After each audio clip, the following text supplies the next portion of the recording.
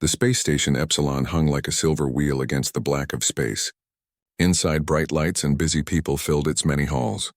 One section of the station housed the Galactic Pet Adoption Center, where creatures from all over the galaxy waited for new homes. In the far corner of the center, away from the noise and the crowd, sat a small enclosure. Unlike the other habitats with their fancy decorations, this one was plain. A simple bed of soft material lay in one corner. A small water dish sat in another. And huddled in the darkest part of the enclosure was a creature unlike any other on the station.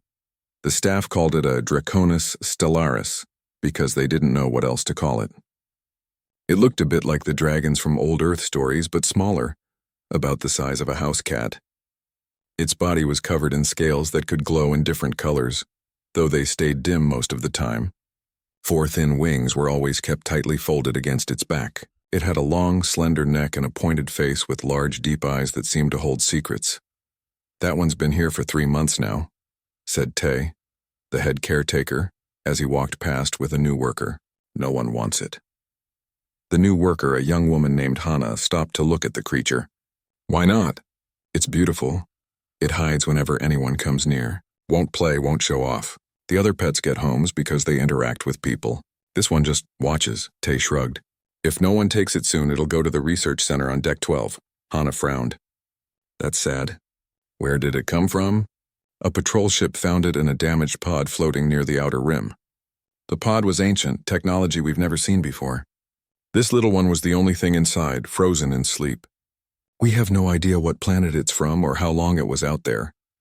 The creature shifted slightly, its eyes fixed on them. Around its neck was a thin band of metal that caught the light. Strange marks were etched into its surface. "What's that around its neck?" Hannah asked. "Just some decorative collar." The translation computers couldn't make sense of the markings. Probably just design elements, not actual writing. Tay checked his tablet. "Come on, we have 15 more enclosures to check before lunch." As they walked away, the creature's eyes followed them. Then it tucked its head under one wing and seemed to sigh. Days passed. People came and went from the adoption center.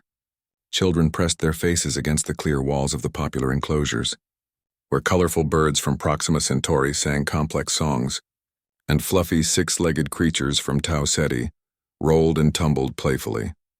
No one stopped at the quiet enclosure in the corner. No one except the staff, who brought food and cleaned the space quickly before moving on. The creature ate little and slept much. Sometimes at night, when the center was empty and the lights were dimmed, it would stretch its wings slightly and pace the small space. Once or twice, the night security cameras caught a brief glow of blue or purple from its scales. But by morning, it was always back in its corner, wings folded, eyes watchful but wary. 30 more days, Tay told Hannah as they checked the adoption records. "If it's not adopted by then, it goes to research." Hannah looked over at the creature. "Has anyone tried to really connect with it? Maybe it's just scared. We don't have time for special attention. There are 63 creatures in this center, and most of them actually want homes." Tay's voice was not unkind, just practical. Some species just don't make good companions. The creature seemed to sink deeper into its corner that day. On the other side of the station, a small transport ship docked at the residential port. Dr. Kim Jun-ho, the station's new xenobiologist, stepped out with his 12-year-old son, Jun. "Remember, this is a professional assignment for me," Dr. Kim told his son as they walked toward their new quarters. "The station has strict rules. You'll need to stay in our living area when I'm working."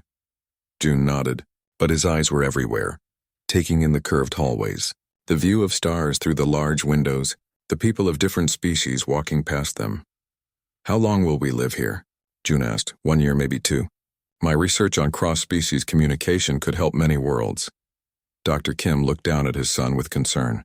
"I know it's hard to leave Earth and your friends, but you'll have your studies and there's a recreation area for children on Deck 7. Jun tried to smile. The truth was, he hadn't had many friends on Earth. After his mother died 3 years ago, he had become quiet, spending more time with books than with other kids. His father's work had meant moving several times, never staying in one place long enough to form real friendships. Their new home was a 2-room apartment with basic furniture. A small window looked out at the stars. Jun put his few belongings away while his father reviewed work files. "I start work tomorrow," Dr. Kim said. "The station director wants to meet with me first thing. "You'll be okay here?" "Yes, Dad," June said, though the thought of being alone in the strange new place made his stomach tight. The next morning, after his father left, June tried to focus on his school lessons on his tablet. But after an hour, the walls of the small apartment seemed to close in on him. He needed to explore. "I'll just look around a little," he told himself. "I'll be back before Dad checks in at lunch." The station was huge, with many levels connected by lifts and stairs. June found a map on a wall screen and studied it carefully. He noticed an area called the Galactic Pet Adoption Center on Deck 5. "That sounds interesting," he whispered to himself. The center was busy when he arrived.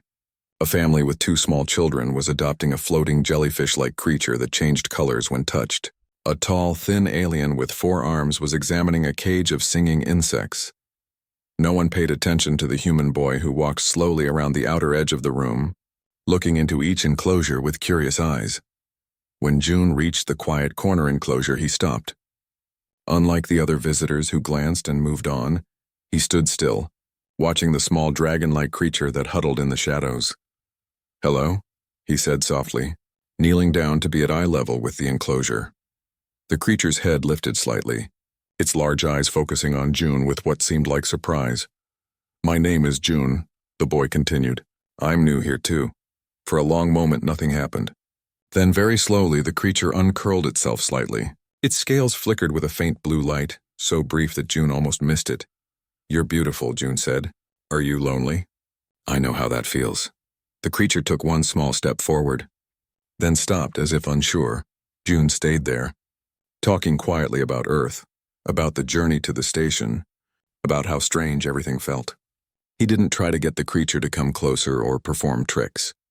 He just talked, the way he sometimes talked to himself when no one else was around to listen. After 15 minutes, the creature had moved to the middle of its enclosure. Its wings were still folded tight, but its neck was extended toward June, and its eyes never left the boy's face. That's when June noticed the band around its neck. The strange markings caught his attention because they reminded him of something he had seen before. "What's that around your neck?" he asked, leaning closer to the clear wall. The creature tilted its head and the band caught the light.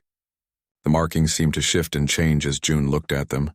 "I've seen writing like that before," June whispered, "in my grandmother's old books. She collected ancient languages."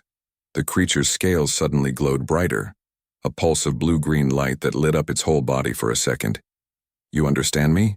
June asked, his heart beating faster. The creature moved right up to the clear wall now, placing one small clawed foot against it.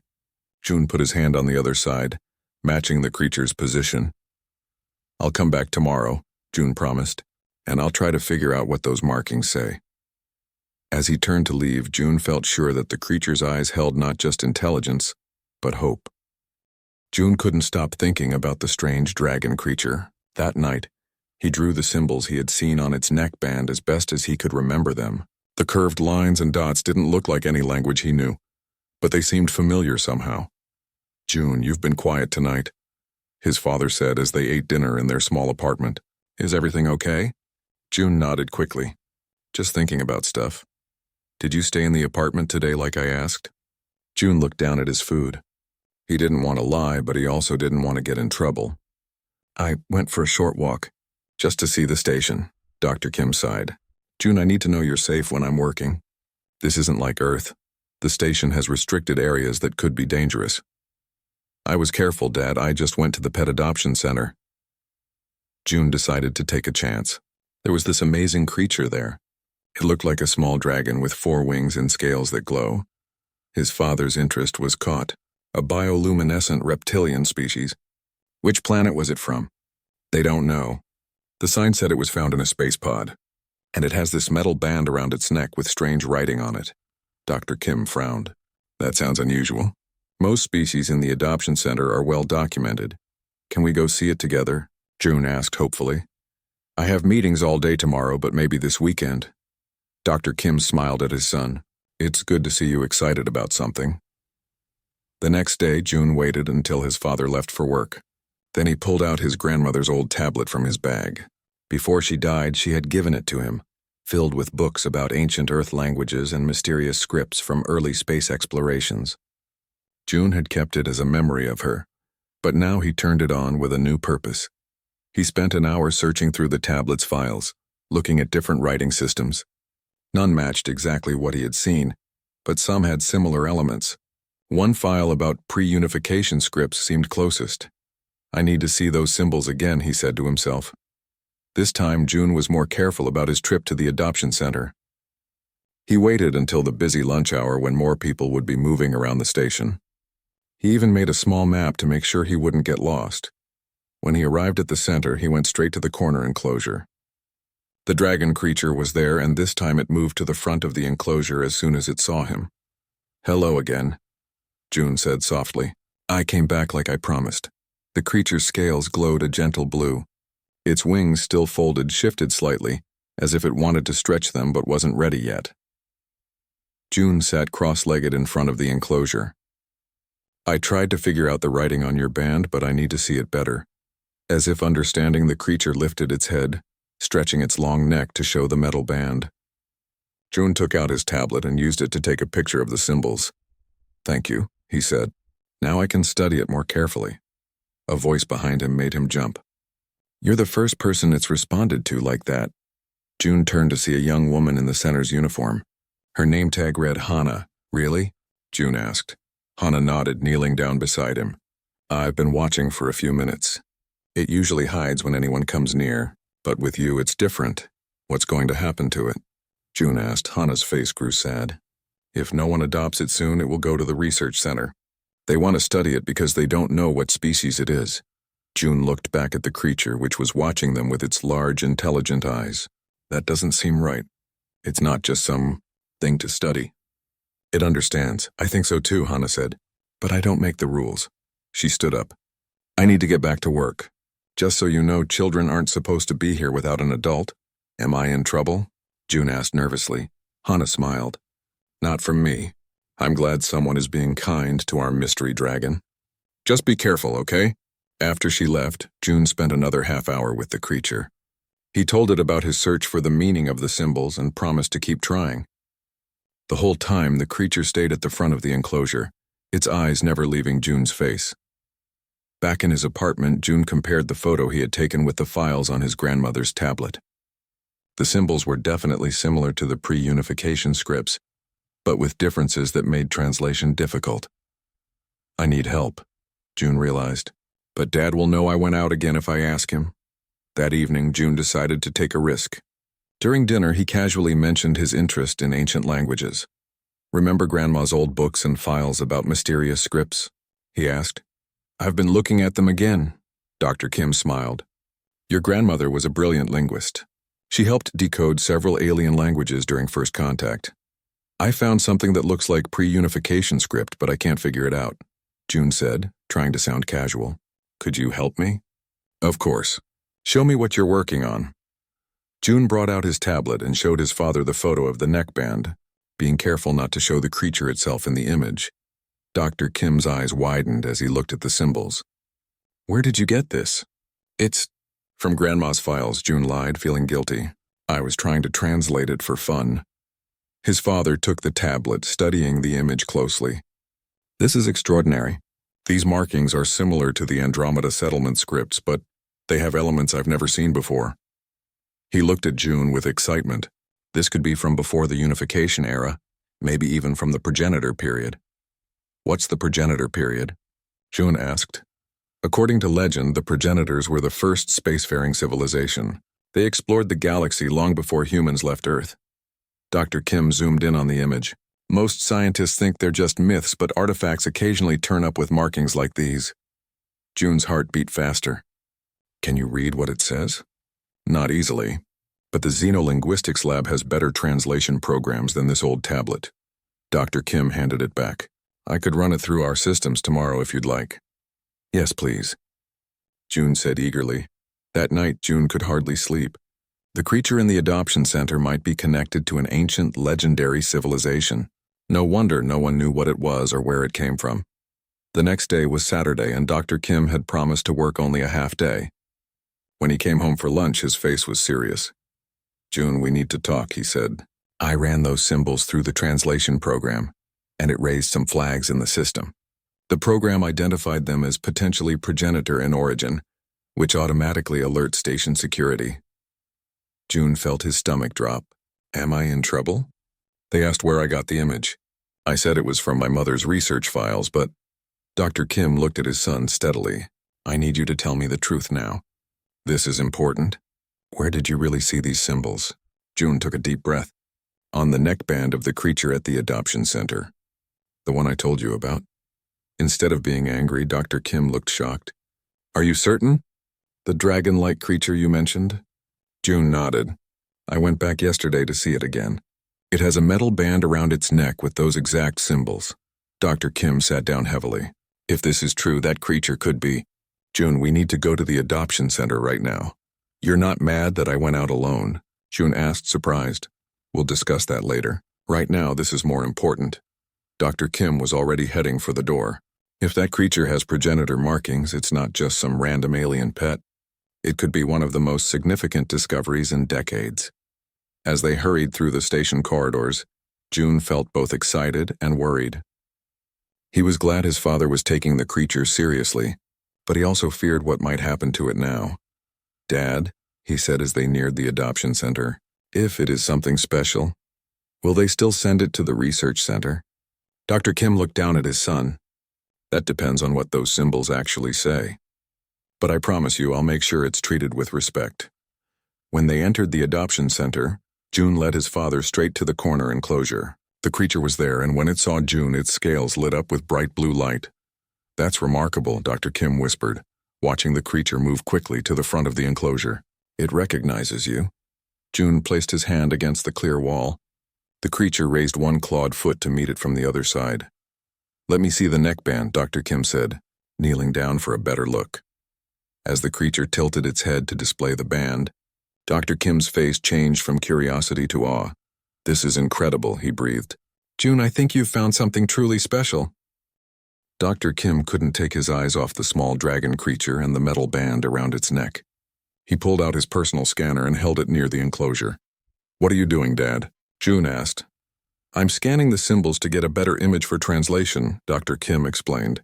My scanner has more advanced programs than your grandmother's tablet. The creature watched them with interest, its scales now glowing with a steady blue light. It seemed much more alert and active than when June had first seen it. Tay, the head caretaker, noticed them and walked over. Dr. Kim, I didn't expect to see you here. Hello, Tay. I didn't know you worked in the adoption center, Dr. Kim said, looking up from his scanner. You two know each other? June asked. We met at the welcome meeting for new staff, Dr. Kim explained. Tay, this is my son, June. Tay nodded at June, then looked at the creature. I see you found our mystery dragon. It's been here for months with no interest from anyone. Until your son, that is. Hana told me he visited yesterday. Dr. Kim gave June a quick look but didn't mention the unauthorized visits. Tay, what do you know about this creature? Where exactly was it found? A patrol ship found it in a damaged stasis pod near the outer rim. The pod technology was unlike anything we've seen before. Very old, but somehow still working. Tay shrugged. The creature was in deep sleep when they brought it in. It took our medical team 2 weeks to safely wake it up. And the band around its neck? Dr. Kim asked. Just some decorative collar as far as we know. The station's basic translation programs couldn't make sense of the markings. Dr. Kim's scanner beeped. He looked at the screen and his eyes widened. This is no decoration, Tay. These are words in an ancient language. My scanner has matched parts of it to fragments found in the Andromeda archives. Tay looked surprised. Really? What does it say? I don't have a complete translation yet. I need to use the main computers in my lab. Dr. Kim looked at the creature with new respect. This could be extremely important. What happens now? June asked, worried about the creature. Dr. Kim thought for a moment. Tay, who's in charge of this adoption center? Director Min oversees all non-human life forms on the station. Her office is on Deck 8. I need to speak with her immediately, Dr. Kim said, and I'd like to request that no action be taken regarding this creature until I've completed my translation. Tay nodded. I'll call her now. She'll want to hear about this. While Tay made the call, June stayed by the enclosure. The creature moved closer to him, its wings slightly unfolded for the first time. Dad, look, June whispered. It's opening its wings. Dr. Kim watched with fascination as the creature stretched 2 of its 4 wings. The thin membranes were beautiful, with patterns that looked like star maps etched into them. Extraordinary, Dr. Kim murmured. Its biology is unlike anything in our databases. Director Min arrived 15 minutes later. She was a tall woman with short gray hair and a serious face. She listened carefully as Dr. Kim explained his discovery. If you're right about the progenitor connection, this changes everything, she said. I'll give you access to the creature for your research, but it stays here for now. That's fair, Dr. Kim agreed. I'll need a few hours in my lab with these scans. May I bring my son back later today? The creature seems to have formed a bond with him. Director Min looked at June, who was still by the enclosure. The creature had moved as close to him as possible, its scales glowing brightly. Yes, that seems wise, she said. I've never seen it respond to anyone like that. Back in Dr. Kim's lab, June watched as his father worked with the station's powerful computers to translate the ancient symbols. This is amazing, Dr. Kim said as the translation program ran. The language has elements of at least 3 known ancient scripts, but combined in ways we've never seen before. Can you read it? June asked impatiently. Pieces of it, yes. It's coming together. Dr. Kim pointed to the screen. This symbol here means guardian or protector. And this group here refers to the first ones, likely the progenitors themselves.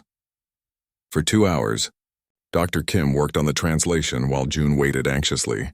Finally, his father sat back in his chair with a look of wonder on his face. I've got it, he said, at least most of it. Some words don't have exact translations in our language. What does it say? June leaned forward eagerly. Dr. Kim read from the screen. I am Juan, last of my kind. I seek a worthy companion. Then there's a passage about the bond between guardian and chosen one, and something about awakening only for the true heart. Juan, June repeated. That's its name. Not just its name, Dr. Kim said with excitement. According to this, Juan is a guardian, a species mentioned in progenitor legends. They were said to be companions and protectors of the progenitors themselves.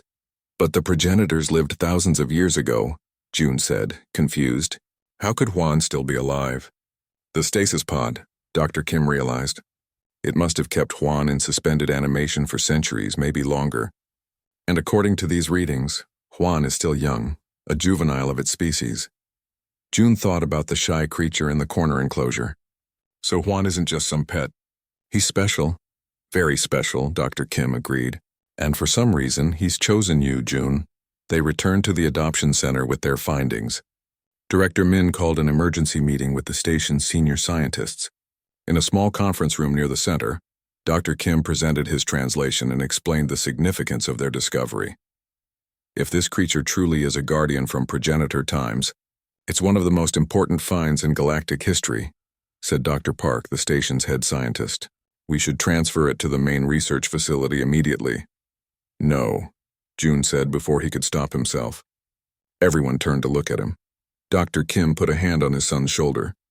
What June means is that we need to consider what the message on the band actually says. Juan is seeking a companion. The Guardians were never meant to be research subjects. They were partners to sentient beings. That's just legend, Dr. Park argued. We need hard facts. Then let me show you some facts, Dr. Kim said. He pulled up images on the room's display screen. These are brain scans of the creature taken when it first arrived. They show neural patterns consistent with high intelligence. And look at how it's responded to my son. He showed them footage from the adoption center's cameras of Juan's transformation from a hiding, fearful creature to an alert, communicative one in June's presence. The band says Juan will awaken only for the true heart, Dr. Kim continued. I believe he was waiting for someone specific, someone who would see him as more than just an alien specimen. He found that in June. Director Min looked thoughtful. What are you suggesting, Dr. Kim? I'm suggesting we respect what the progenitors intended. Juan should be allowed to bond with his chosen companion, my son. The room erupted in arguments. Some scientists insisted that Juan was too valuable for pet status, while others were curious about the bond Dr. Kim described. Through it all, June stayed quiet, thinking about Juan waiting alone in his enclosure. He didn't care about ancient civilizations or scientific discoveries. He just knew that Juan needed him, and somehow he needed Juan too. Finally, Director Min raised her hand for silence. This decision requires careful consideration. For now, Juan remains in the adoption center, but with special status. Dr. Kim and his son will have full access for continued study of the bond. We'll reconvene in 1 week to make a final decision. As they left the meeting, June looked up at his father. Will they let me keep Juan? Dr. Kim squeezed his son's shoulder. I don't know, June, but I'll do everything I can to make sure Juan stays with you. The message was clear. He's been waiting for someone like you for a very long time. They went straight back to the adoption center. When Juan saw them, his entire body lit up with bright blue and purple lights. For the first time, he fully extended all 4 of his wings, revealing their beautiful star-like patterns. Hello, Juan, June said softly. We know your name now, and we're going to help you. For the next week, June spent every afternoon with Juan. Director Min had given them special permission to use a private room in the adoption center instead of the public enclosure. The room had soft cushions on the floor and more space for Juan to move around. On the first day, Dr. Kim carefully opened Juan's enclosure. Everyone held their breath, wondering if the small dragon would try to escape or hide. It's okay, Juan, June said softly. No one will hurt you. Juan looked at the open door, then at June. Slowly, the dragon stepped out. His 4 wings were partly open now, and his scales shifted from blue to a warm purple color. He took a few careful steps toward June, then stopped. He's nervous, Hannah whispered. She had asked to be present because she cared about Juan, too. Give him time, Dr. Kim said, watching with interest. June sat cross-legged on the floor and waited. After a minute, Juan moved forward again. Step by step, the dragon came closer until he was just an arm's length from June. Hello, June said with a smile. Juan made a soft, chirping sound. Then, to everyone's surprise, he jumped forward and landed gently in June's lap. He trusts you, Dr. Kim said in amazement. June carefully raised one hand and touched Juan's head. The scales were smooth and warm. Juan leaned into the touch, making a sound almost like purring. From that day on, June and Juan were rarely apart during visiting hours. Dr. Kim recorded everything for his research, but he also saw how happy the bond made his son. June had been quiet and sad since his mother died, but with Juan, he laughed and talked more than he had in years. Juan changed too. Each day he seemed more confident. His wings grew stronger and his scales glowed brighter. He learned to understand simple words and commands, though he couldn't speak human language. He's very smart, June told his father on the 4th day. Watch this. June arranged 10 small blocks in a row. He pointed to the 3rd block and Juan touched it with his claw. Then June pointed to the 7th block and Juan touched that one too. He understands numbers, Dr. Kim said, impressed. Not just that, June said. He mixed up the blocks and arranged them in a different pattern. Juan, can you show me which block I touched first? Juan looked at the blocks, then touched the correct one, even though it was now in a different position. Remarkable, Dr. Kim murmured. His intelligence is far beyond what we expected. On the 5th day, they discovered something even more amazing. June was telling Juan about Earth and his old home there.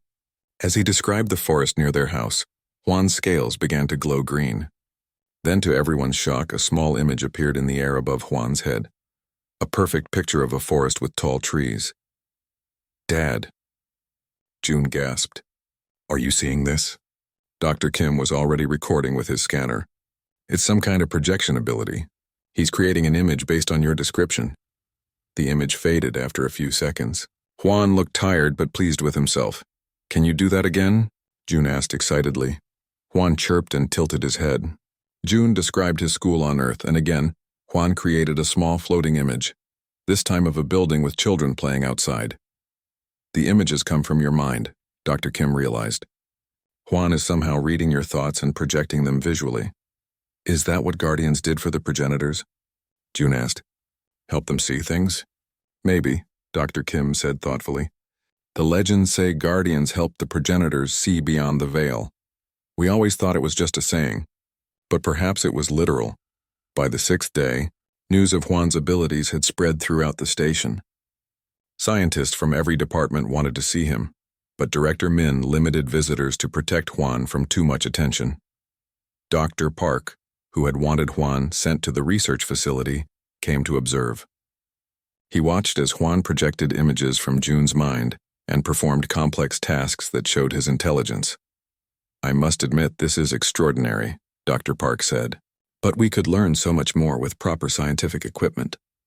We are learning, Dr. Kim replied. We're learning how guardians were meant to interact with people. This bond between Juan and June is teaching us more than any laboratory tests could. That night, June worried about the meeting the next day. What if they still want to take Juan away for research? He asked his father. Dr. Kim sat on the edge of June's bed. I've prepared a strong case for keeping Juan with us. The data shows he's healthier and more responsive with you than he could be in a lab. And the message on his band clearly states he was meant to find a companion. But what if that's not enough? June's eyes filled with tears. I can't lose him, Dad. He's my friend. Dr. Kim hugged his son. I know. And I'll do everything I can to make sure you don't lose him. The next morning, they went to see Juan before the big meeting. The small dragon seemed to sense something was wrong. He stayed close to June, his scales a worried blue-gray color. It's going to be okay, June told him, though he wasn't sure if that was true. The meeting room was full when they arrived. All the senior scientists were there, along with Director Min and even the station commander, a serious man named Captain Lee who rarely involved himself in research matters. Dr. Kim presented his findings first, showing videos of Juan's remarkable abilities and the strong bond he had formed with June. He explained how the ancient message supported their case for keeping Juan as a companion rather than a research subject. The Guardians were created to form bonds with sentient beings, Dr. Kim concluded. Separating Juan from June would go against his very nature and purpose. Dr. Park spoke next, arguing for the scientific value of studying Juan in a controlled environment. This creature could hold secrets of progenitor technology and biology. The projection ability alone could lead to revolutionary new communication systems. Others shared their views, both for and against keeping Juan with June. Through it all, June sat quietly, his heart pounding. Juan was in a special carrier beside him, watching everything with his large, intelligent eyes. Finally, Captain Lee stood up. Everyone fell silent. I've heard enough to make a decision, he said in his deep voice. While the scientific value of this creature, this guardian, is undeniable, we must consider the ethical implications. The message on the band is clear. Guardians were meant to have companions. They were not meant to be specimens. June held his breath. Therefore, Captain Lee continued, I am granting custody of Juan to Dr. Kim and his son, with the following conditions: regular checkups with our xenobiology team, continued documentation of Juan's abilities, and supervised training to help develop his skills safely. June could hardly believe what he was hearing. They were going to let him keep Juan. However, Captain Lee added, looking directly at June, this is a serious responsibility. Juan is not just a pet. He is a living link to the most ancient civilization we know of. You must promise to treat him with the respect and care such a being deserves. June stood up straight. I promise, sir. I'll take the best care of him. Captain Lee nodded. Then it's settled. Juan will live with Dr. Kim and his son, with the adoption center providing any special supplies or support they need. As they left the meeting, June could hardly contain his happiness. He opened the carrier and Juan jumped into his arms, wings spread wide, scales glowing with bright, joyful colors. You're coming home with us, Juan, June whispered. You're part of our family now. Dr. Kim watched his son with the small dragon and smiled. Sometimes the most important discoveries weren't about science at all, but about connection and belonging. Juan had waited perhaps thousands of years to find his companion, and June, who had been so lonely since losing his mother, had found a friend who understood him in ways no human could. As they walked back to their apartment, Juan riding proudly on June's shoulder, his wings occasionally brushing against June's cheek, Dr. Kim knew that both his son and the ancient guardian had found exactly what they needed. 3 months passed since Juan came to live with June and Dr. Kim.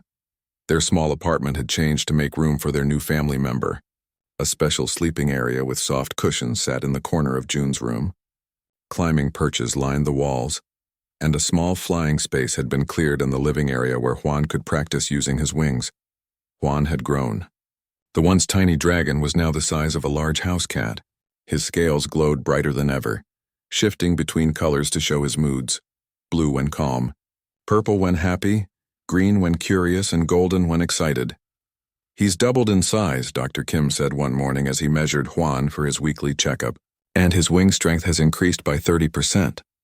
June watched proudly as Juan spread all four wings wide. The star-like patterns on them were more detailed now, almost like maps of different star systems. "Do you think he'll keep growing?" June asked. "It's hard to say.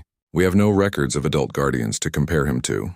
Dr. Kim made notes on his tablet, but the legends describe them as being large enough to ride upon, so he may continue growing for some time. Juan had become famous on the station. People often stopped to watch when June walked through the corridors with the dragon perched on his shoulder. Some scientists still grumbled that Juan should be in a research facility, but most had come to accept Captain Lee's decision. Juan's abilities had grown along with his size. His projection power was stronger now. He could create larger, clearer images that lasted longer. He had also developed a new skill: he could sense emotions. When June was sad or worried, Juan always knew, even if June tried to hide it. One day, June was thinking about his mother while doing his schoolwork. A wave of sadness hit him suddenly, bringing tears to his eyes. Before he could wipe them away, Juan was there, pressing his warm head against June's cheek. Then Juan projected a beautiful image of stars forming a heart shape. "Thanks, buddy," June whispered, hugging the dragon close. Dr. Kim had been studying the metal band from Juan's neck. Captain Lee had allowed them to carefully remove it, once they realized it was too tight as Juan grew. The band now sat in a special case in Dr. Kim's lab, where he continued to translate the smaller markings they hadn't noticed before. "I found something interesting," Dr. Kim told June one evening. "There's a section on the band that talks about guardian abilities. It says they share strength in times of need and can light the darkness when all other lights fail." "What does that mean?" June asked. "I'm not sure exactly. It could be referring to the projection ability, or it might be something Juan hasn't shown us yet." They didn't have to wait long to find out. A week later, alarms blared throughout the station, waking June and Juan in the middle of the night. Red emergency lights flashed in their room. "Dad?" June called out, scared. Juan's scales had turned a worried orange color. Dr. Kim rushed into the room. "Get dressed quickly." "There's been an accident in the power core. The station is evacuating to the emergency shelters." June pulled on his clothes while Dr. Kim packed a small bag with important items. Juan watched them nervously, his wings twitching. "What happened?" June asked as they hurried into the corridor, which was filled with other worried residents. "A coolant system failed in the main power core," Dr. Kim explained. "They're trying to fix it, but if they can't, we could lose life support in some sections of the station." They joined the crowd moving toward the emergency shelters on the lower decks. Station security officers directed people at each junction. The main lights flickered, making the emergency red lights seem brighter. Suddenly, a loud boom echoed through the station. The floor shook beneath their feet. The main lights went out completely, leaving only the dim red emergency lights. "Secondary explosion in the power core," announced a voice over the station speakers. "All personnel proceed to emergency shelters immediately." "This is not a drill." The crowd moved faster, some people pushing in panic. June held Juan tightly against his chest, feeling the dragon's rapid heartbeat. As they neared the shelter entrance, another explosion rocked the station. This one was closer and much stronger. The floor buckled, and a section of ceiling collapsed just ahead of them. People screamed and backed away. "The path is blocked," someone shouted. "There's another way," a security officer called out. "Everyone follow me to the secondary shelter." The crowd turned and began moving in a new direction. But as they reached a junction, the lights went out completely, even the emergency lights. Total darkness filled the corridor. People cried out in fear. June felt his father grab his arm tightly. "Stay close to me," Dr. Kim said, his voice tense. In June's arms, Juan began to tremble. Then, to June's surprise, the dragon's scales began to glow. Not with their usual gentle light, but with a bright, steady radiance that lit up the corridor around them.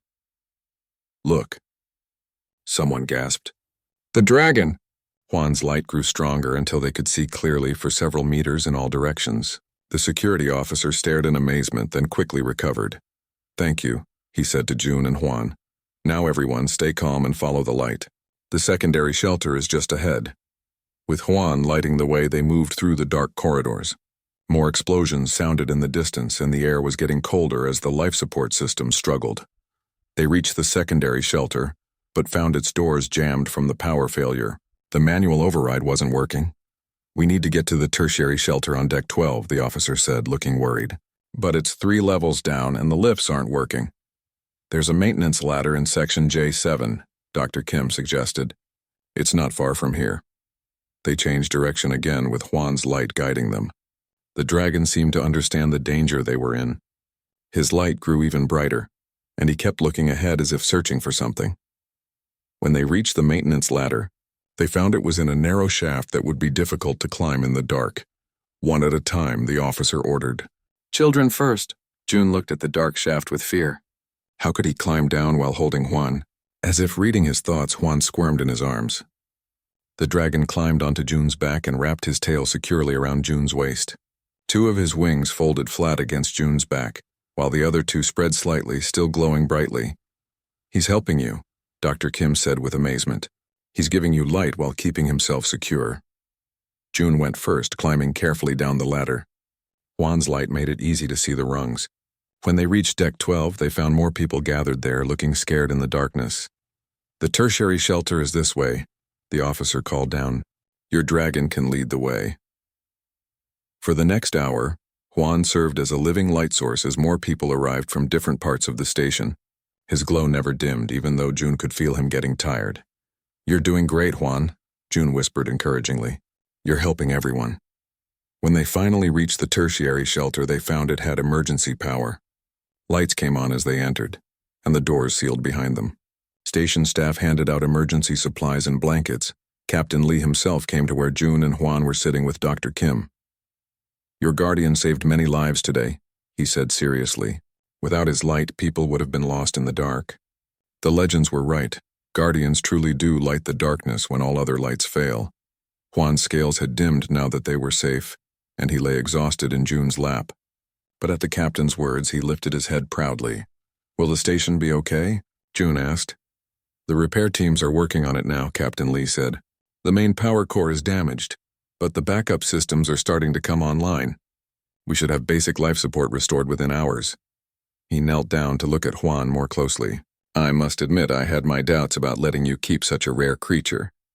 But today has proven that the ancient bond between guardian and companion is more valuable than any research data could be. Over the next few days, as the station was repaired, stories spread about the dragon light that had guided people to safety. Juan was no longer seen as just an interesting alien pet or a scientific curiosity. He was a hero. A month later, when the station was fully operational again, a special ceremony was held. Captain Lee presented June and Juan with an official station commendation for bravery. In recognition of extraordinary service during our darkest hour, the captain read from the certificate. Juan sat tall on June's shoulder, his scales glowing with proud golden light. His wings were fully extended, showing their beautiful star patterns to everyone. As they stood before the gathered crowd, June thought about how far they had come. Just a few months ago, Juan had been a shy, unwanted creature hiding in the corner of an adoption center. No one had seen his true value or understood his ancient purpose, but June had seen something special in those intelligent eyes. He had taken the time to read the ancient tag on Juan's neck when everyone else had ignored it. And because of that, he had found not just a pet, but a friend, a protector, a guardian in the truest sense of the word. We're a team now, June whispered to Juan as they accepted the commendation. And we always will be, Juan chirped softly in agreement, then projected a small, perfect image above their heads. 2 figures, boy and dragon standing side by side among the stars, exactly where they both belonged.